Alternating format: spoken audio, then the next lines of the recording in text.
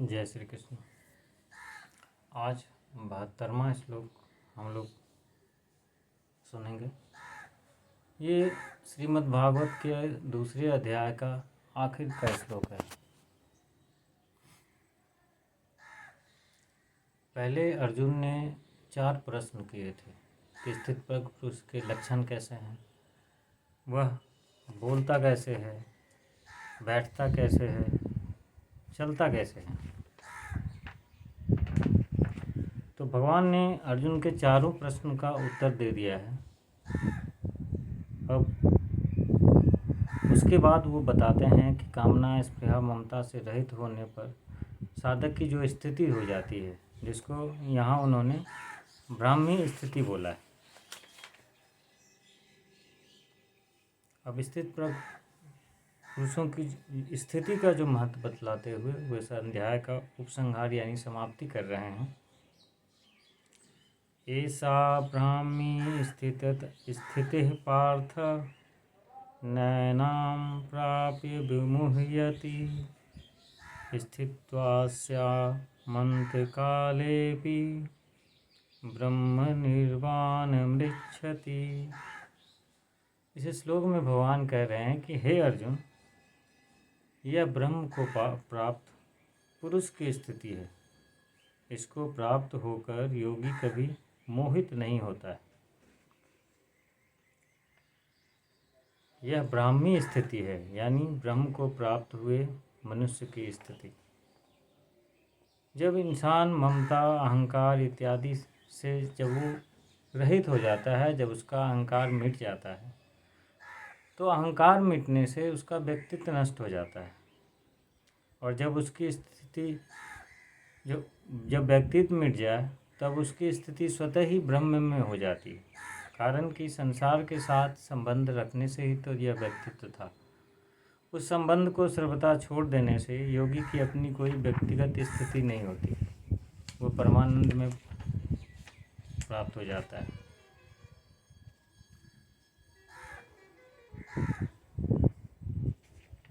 यही नित्य योग की प्राप्ति है। उसमें एक ही तत्व रहता है। उस विषय की तरफ लक्ष्य कराने के लिए ही उन्होंने यहाँ पार्थ का संबोधन देते हुए वो बता रहे हैं कि यह ब्रह्म की स्थिति है। नैनां प्राप्य विमुह्यति, यानी इसको प्राप्त होकर योगी कभी मोहित नहीं होता। मोहित होने का कारण है कि जैसे ब्रह्म क्या है, संसार क्या है, ईश्वर क्या है, माया क्या है, इसके परस्पर का संबंध क्या है, मैं कौन हूँ, कहाँ से आया हूँ, मेरा कर्तव्य क्या है, इन सभी विषयों का ज्ञान ना होना ही मोह है। और वो होता है अहंकार के कारण। जब अहंकार में हम पड़ जाते हैं, ज्ञान का अभाव हो जाता है, तो इन विषयों के कारण एक मोह उत्पन्न होता है। और यह मोह जो है, जब से अनादिकाल से हमने जन्म लिया है, ये तब से चला आ रहा है। इसी के कारण हम जो है इस संसार चक्र में घूम रहे हैं। लेकिन जब अहमता यानी अहंकार, ममता, आसक्ति, कामना, इनसे रहित होकर हम ब्रह्म में, परमात्मा में स्थिर हो जाते हैं, यानी ब्रह्मी स्थिति को प्राप्त कर लेते हैं, तब उस पुरुष का जो है ये जो अनादिकाल से मोह चला आ रहा है, वह हमेशा के लिए नष्ट हो जाता है। वो मोह दोबारा कभी उत्पन्न नहीं होता। मोह, ये तो उनके विषय में चर्चा की गई है जो साधना करते हुए जीवन मुक्त अवस्था को प्राप्त कर लेते हैं। आगे में है, और अंतकाल में भी इस ब्राह्मी स्थिति को स्थित होकर वह ब्रह्मानंद को प्राप्त हो जाता है। जो मनुष्य जीवित अवस्था में या साधना करते हुए उस स्थिति को प्राप्त कर ले, उसके बारे में तो कहना है क्या। वह तो ब्रह्मानंद को प्राप्त जीवन मुक्त हो गया है। लेकिन जो साधन करते करते या अकस्मात मरण काल के समय यानी अंतिम समय में भी जो इस ब्राह्मी स्थिति में स्थित हो जाता है, यानी जब अंतकाल का समय आता है, उस समय में भी अगर अहंकार, ममता, आसक्ति, कामना, स्पृहा से रहित होकर अचल भाव से अगर वो परमात्मा में से के स्वरूप में स्थित हो जाए, तो वह भी ब्रह्मानंद को प्राप्त हो जाता है।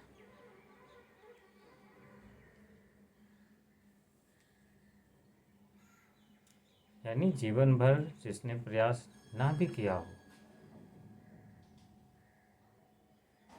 या जीवन भर जिसने प्रयास करते हुए भी जिसका कामना, अहंकार, ममता, आसक्ति जिसकी समाप्त नहीं हो पाई है, अगर लास्ट क्षण में भी ये स्थिति आ जाती है कि उसका अहंकार गिर जाए और परमात्मा से जुड़ जाए, तो वैसे लोग भी ब्रह्मानंद की अवस्था को प्राप्त कर लेते हैं।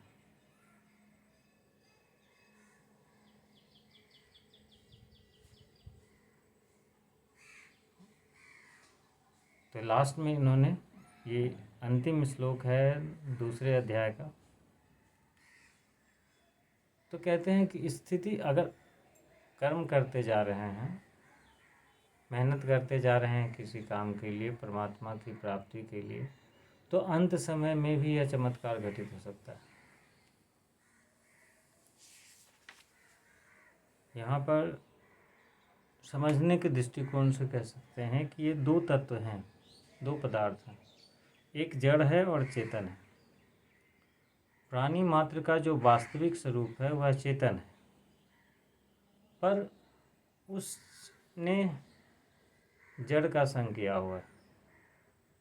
जड़ की तरफ आकर्षण होना ही पतन की तरफ जाना है, और चिन्मय मन तत्व की तरफ यानी परमात्मा की तरफ आकर्षित होने से ही यह उत्थान की तरफ जाना है, और उसी में कल्याण होता है, अपना कल्याण होता है। जड़ की तरफ जाने की में जो मेन भूमिका निभाता है वह मोह का निभाता है, और चेतन तत्व की तरफ जाने में हमारा और आपका जो है विवेक मुख्य भूमिका निभाता है। अब समझने के दृष्टिकोण से आप मोह को और विवेक को दो वर्गों में बांट सकते हैं। एक होता है अहंता और ममता युक्त मोह, दूसरा होता है कामना में युक्त मोह। अब विवेक में भी है, एक है कर्तव्य और अकर्तव्य का विवेक, दूसरा होता है सत और असत का विवेक। प्राप्त वस्तु या शरीर में जो हमारा अहंकार और ममता करने लगते हैं, यह जो है अहंता ममता युक्त मोह है। और जो वस्तु प्राप्त नहीं है, ऐसी वस्तु, घटना और परिस्थिति आदि की जो हम कामना करते हैं, यह कामना युक्त मोह है। शरीरी अलग है, शरीर अलग है, शरीरी सत है, शरीर असत है। शरीर चेतन है, शरीरी चेतन है और शरीर जड़ है। इसको ठीक तरह से अलग अलग जानना सत असत का विवेक है। कर्तव्य क्या है, अकर्तव्य क्या है, धर्म क्या है, अधर्म क्या है, इसको ठीक तरह से समझकर उसके अनुसार कर्तव्य करना और अकर्तव्य का त्याग कर देना, यह कर्तव्य अकर्तव्य का विवेक हो जाता है। तो पहले अध्याय में अर्जुन को भी दो तरह का मोह हुआ था, जिसमें सभी प्राणी फंसे हुए हैं। अहंता को लेकर हुआ था कि हम दोषों को जानने वाले धर्मात्मा लोग हैं, और ममता को लेकर हुआ था कि ये कुटुंबी मर जाएंगे। तो ये अहंता और ममता युक्त मोह हुआ कि हमें पाप न लगे, कुल के नाश का दोष न लगे, मित्रद्रोह का पाप न लगे, नरकों में जाना ना पड़े, हमारे पितरों का पतन ना हो। यह कामना युक्त मोह है, उसकी इच्छा प्राप्त कर रहे हैं। और इस दोनों को दूर करने के लिए उन्होंने दो तरीके बताए, दो प्रकार का विवेक, शरीर अशरीरी और शरीरी और शरीर का, और दूसरा है सत असत का विवेक। कर्तव्य और कर्तव्य का विवेक, दूसरे अध्याय में उन्होंने यही सारी चीज़ों का वर्णन किया है। शरीरी और शरीर का जिक्र करते हुए भगवान दूसरे अध्याय में बताए हैं कि ना तो मैं, तू या ये राजा लोग पहले नहीं थे, या ऐसा भी नहीं है कि वो आगे नहीं रहेंगे। बात यह भी नहीं है कि हम पहले भी थे और आगे भी रहेंगे।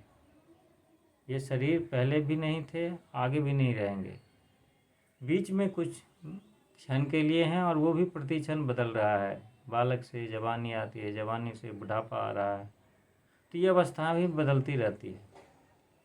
जैसे हम नए पुराने कपड़े को छोड़कर नया कपड़ा धारण करते हैं, वैसे ही यह जीव भी जो है एक शरीर को छोड़कर दूसरे शरीर को धारण करता है। तो इसमें चिंता मोह शोक की ज़रूरत क्या है। कर्तव्य अकर्तव्य का विवेक बताते हुए भगवान इसमें बताते हैं कि तुम क्षत्रिय हो। क्षत्रिय के लिए युद्ध से बढ़कर कोई धर्म नहीं है। अनायास प्राप्त हुआ यह युद्ध भी स्वर्ग प्राप्ति का खुला दरवाज़ा है। तो युद्ध का रूप स्वधर्म का पालन नहीं करेगा तो तुमको पाप लगेगा। यदि तू जय पराजय, लाभ हानि, सुख दुख को समान करके युद्ध करेगा तो तुमको पाप भी नहीं लगेगा। तेरा कर्तव्य कम करने में ही अधिकार है, फल की प्राप्ति में कभी नहीं तुम्हारा अधिकार है। तो इसीलिए तुम कर्म फल का हेतु भी मन बन और कर्म ना करने में तेरी आसक्ति भी ना हो।